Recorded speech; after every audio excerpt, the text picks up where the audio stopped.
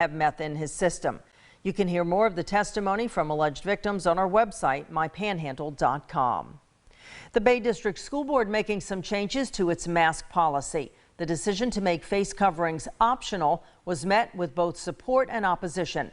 News 13's Madeline Bierster has details on what this means for students and staff. For the past school year, masks have been required for teachers and students when social distancing is not possible. But the school board has made a huge decision, now making mask wearing completely optional. School board member Jerry Register recommended masks be optional on all school property, including buses, playgrounds, lunchrooms, and auditoriums. This recommendation was passed unanimously and will even include summer school and the following school year. School board chairman Steve Moss says the data backs up their decision.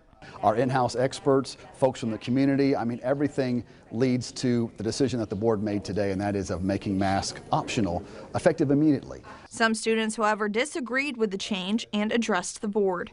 The data that I read supports masks and supports social distancing, and that's the only data there is in my world. Bay District COVID health expert Lindsay Jackson says things within the classroom have drastically improved since quarantine guidelines have been reduced from 6 feet to 3 feet. So I think we had about 1,600 students and staff that were quarantined in January, and then this past month in April we only quarantined, I think it was about a little over 200. I felt comfortable not only as a chairman voting this way, but as a dad voting this way, sending both of my kiddos to school tomorrow mask free, because again, the data backs that up. Those happy with the board's decision say it was about time.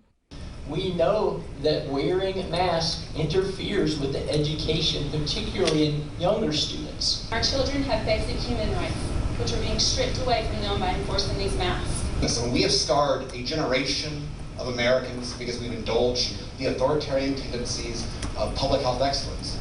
So right now, the specifics, including quarantine guidelines for the new updated mask policy, have been tabled until the next school board meeting, which will take place on May 25th. In Panama City, Madeline Bierster, News 13, Panhandle Strong. Now, this policy does not affect charter schools. I spoke with CEO for Bay Haven and North Bay Haven Charter Academy, Larry Bollinger. He says Bay Haven schools will continue to follow the CDC guidelines through May 25th, which is the last day of school for students.